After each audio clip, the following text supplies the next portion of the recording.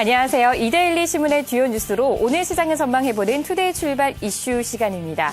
매일 아침 쏟아져 나오는 뉴스 참 많이 있습니다. 그중 어떤 뉴스에 어떤 종목을 봐야 될지 고민이 되시죠? 저희가 어제 소개해드린 뉴스에서 언급된 종목입니다. CJCGV가 어제 장중에 52주 신고가 경신했고요. 2% 넘는 오름세로 마감이 됐습니다. 오늘도 저희와 함께 하시면서 힌트 얻어가시기 바랍니다. 자, 첫 번째 뉴스와 함께 할게요. 금융위기 이후 전 세계 해운 수요가 급격히 줄어들면서 대형 해운사들이 좀처럼 기운을 차리지 못하고 있습니다. 올해도 해운업계 수익성 전망이 어두운 가운데 갚아야 할 차입금 규모는 점점 불어나고 있어 유동성 문제가 심각하게 대두될 전망입니다. 한진해운과 현대상선, SS페노션이 올해 상환해야 할 부채 규모가 각각 1조 원이 넘는데요. 여기에 금융비용과 투자 지출을 감안하면 올해 해운사들의 소요 자금은 더 늘어날 상황입니다. 하지만 해운사들의 부채 청산 능력은 턱없이 부족한 실적인데요. 차입금 원금은 물론이고 금융비용도 지불할 수 없는 상태라고 합니다. 커져가는 재무 부담, 해운사들을 바라보는 시선 그렇게 곱지만은 않을 것 같습니다. 예, 해운주들 최근에 계속 녹록지 않는 흐름이 계속 이어지고 있죠. 이 대한해운 같은 경우도 이제 완전 잠식 상태에 빠지면서 지금 거래 정지되어 있는 상황이고, 그리고 지금 거래되고 있는 종목들도 계속 유동성에 대한 부담이 계속 이어지고 있다. 실적도 받쳐주지 않는 그런 상황이 사실 걱정이 많이 됩니다. 네, 사실 해운업황만큼 경기를 많이 타는 게 있겠습니까만은 상당히 해운업황은 항상 경기에 상당히 민감한 업종입니다.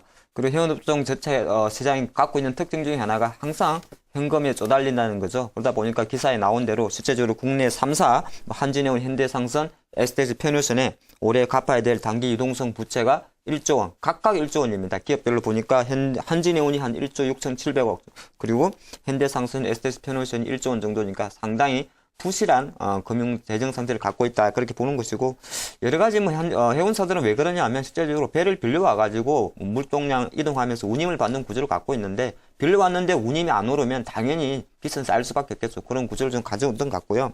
조금 더 중요한 거는 앞으로도 문제입니다. 실제적으로 지금 현재 당장 갚아야 될 1년 이내 단기 유동성도 문제가 많습니다만은, 실제적으로 지난 3분기를 보니까 이 3사들의 어떤 수익성 자체가 상당히 좀 부진했기 때문에 앞으로 금융 비용이라든지 투자 비용까지 감안한다면 최근에 어떤 해운주가 1월달에 좀 잘 올라갔다가 최근 한 2월쯤부터 조정을 보이고 있는데, 이러한 전체적인 고질적인 문제가 아무래도 해운업황에 대해서 앞으로도 조금 발목을 잡을 수 있는 요인이 되지 않나, 그렇게도 보입니다.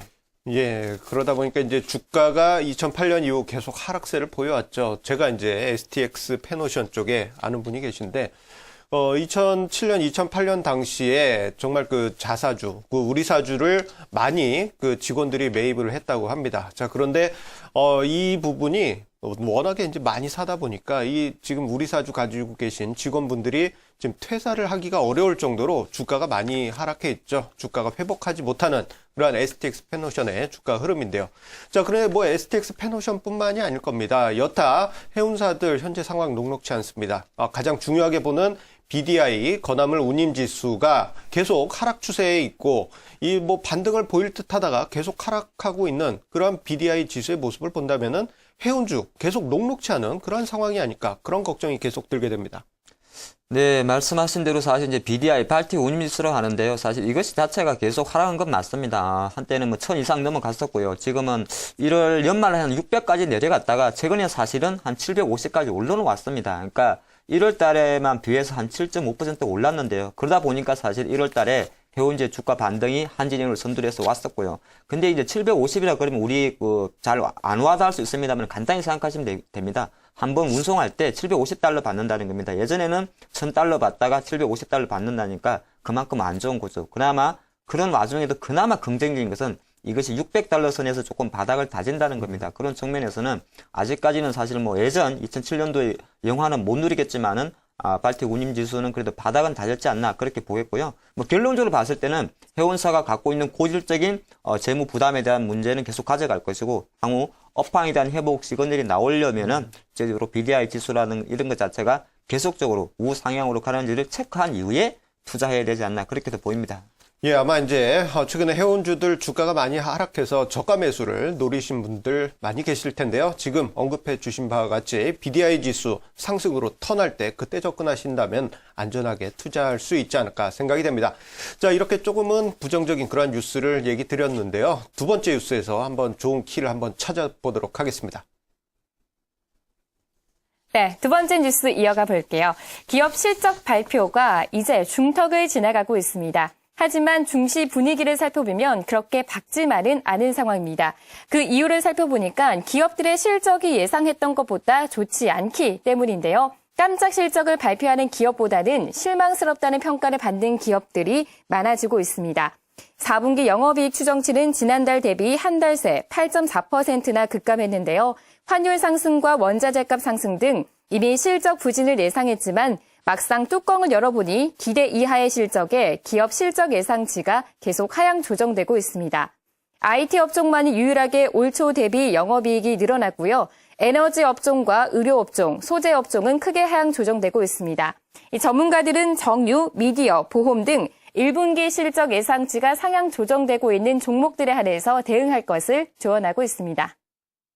네, 기업들의 실적, 사실 우리 학창 시절 성적표 나올 때마다 가슴 조이는 그 마음을 그대로 대변했지 않나 보겠는데, 사실 뭐 실적이란 것이 주가 관점에서 보면은 항상 주가는 미래 가치를 대변하다 보니까 성적표 나올 때마다 기업들의 주가 흐름 자체도 좀 등락이 많이 나오는 것 같습니다. 예, 그렇죠. 이제 보통 이제 주가가 성적표 대비해서 일정 부분 선 반영되는 부분이 있긴 합니다만, 최근에 나오는 실적들을 보게 되면은 예상했던 것보다 뭐 크게 하회하거나 또는 예상치보다 높게 나오는 그런 경우가 있는데, 예상치보다 좋게 나온 경우는 IT 섹터에 불과했고, 대부분의 업종들 같은 경우에는 이 뭐라고 할까요? 예상치보다는 좀 하회하는 그런 모습이 계속 나왔다고 하죠. 그러다 보니까 뭐 전반적인 분위기가 조금은 냉랭하지 않을까, 그런 걱정스러운 분위기가 지금 많아지고 있는데, 좀 뭐 어떻게 본다면은 이 더 중요한 게 4분기 실적은 벌써 거의 다 나왔다 이거죠. 그렇다면은 오히려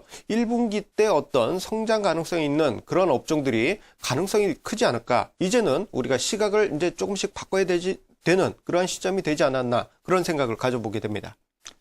네, 말씀하신 대로 뭐 4분기 실적이 어떤 정도 보면 주가에 좀 반영이 돼 있을 것이고요. 뭐 실적 부진 때문에 많이 빠진 종목에 대해서는 이미 주가는 선반영됐을 것이고, 항상 주가는 미래를 향해 달리기 때문에 1분기 실적 전망치가 높아지는 섹터에 주목할 필요가 있는데, 기사 내용을 조금 보니까 좀 정리해 준 것 같습니다. 바로 그 섹터는 정유, 미디어, 통신, 보험 섹터가 되는 것 같습니다. 최근에 흐름을 본다 그래도 최근에 보면은 보험주라든지 통신 서비스의 어떤 그 주가 상승세 상당히 좋았는데요.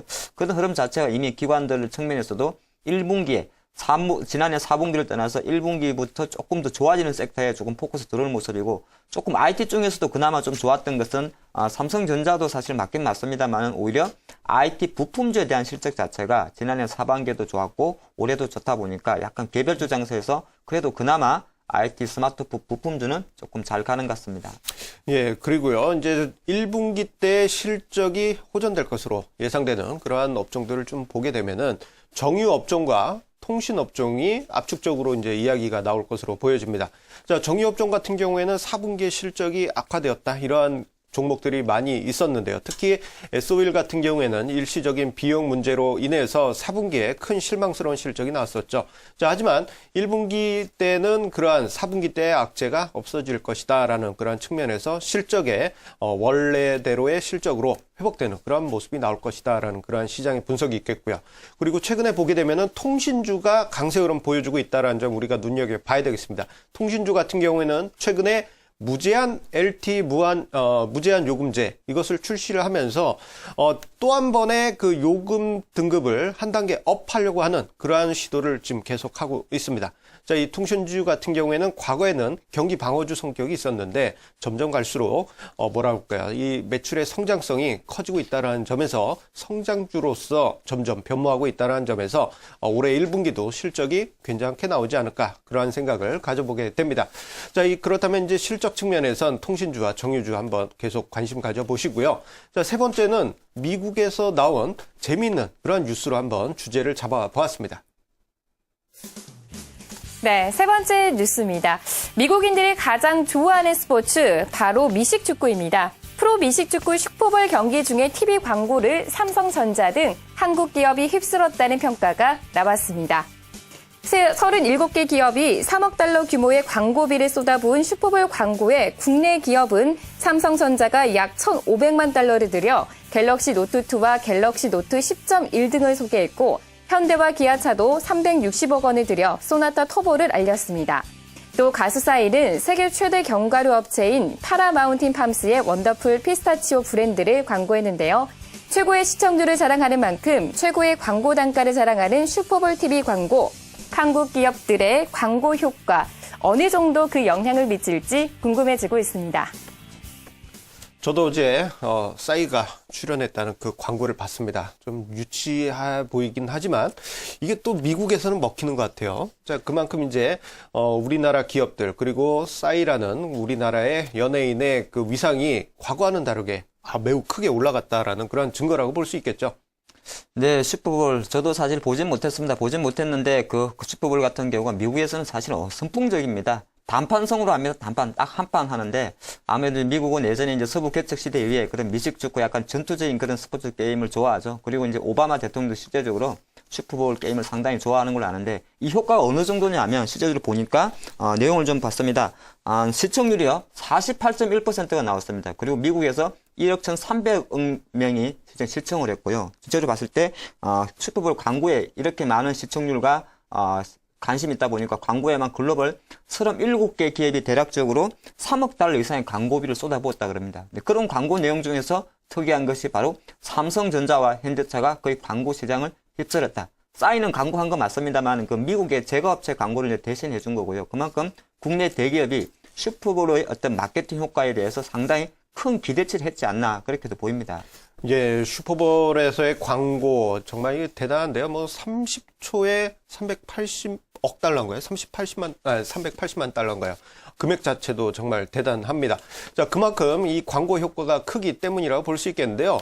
자, 이 과거에 보게 돼도 그 슈퍼볼 광고에서 우리나라 기업들이 참 그 좋은 그 효과를 보지 않았습니까? 이게 제가 자료를 좀 보다 보니까 뭐 현대차의 웹사이트 접속 인원수가 이 슈퍼볼의 광고 이후에 그 순간에 730%나 급증하는 그러한 효과가 있었다는데, 자, 그렇다면은 제가 궁금한 것 중에 뭐 현대차나 기아차 뭐 이런 쪽의 실적 호전될 것으로는 예상이 되는데, 오히려 더 큰 수혜가 이 광고를 만든 회사들이 수혜를 더 크게 보지 않을까 그런 생각이 들게 됩니다.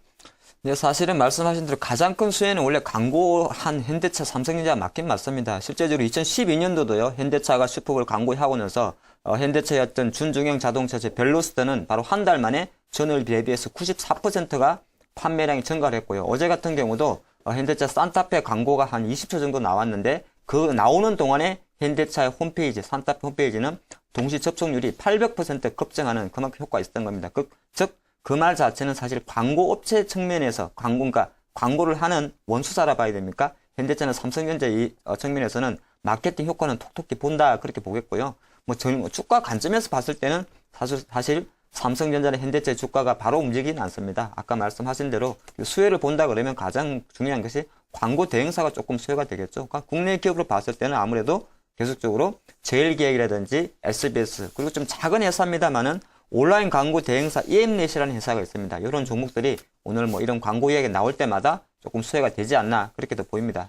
예, 최근에 이번에 슈퍼볼 광고 비용이 이 작년 대비해서 한 10% 내지 20% 광고 단가가 올라갔다라는 측면에서 우리가 이 광고 관련된 업체들, 광고 대행사들에 대한 관심 장기적으로 한번 가져봐야 되지 않을까 생각이 됩니다. 지금 언급하신 종목들은 제일기획, SBS, ENM을 언급을 해 주셨습니다. 네, 오늘도 주목해봐야 될 뉴스 3가지 다 살펴봤습니다. 해운주보다는요, 1분기 실적이 상향 조정이 되고 있는 정유, 미디어, 그리고 보험업종 중심으로 오늘도 눈여겨보면 좋을 것 같습니다. 계속해서 주식시장 중계석과 함께 하시면서요, 오늘도 성공 투자하세요.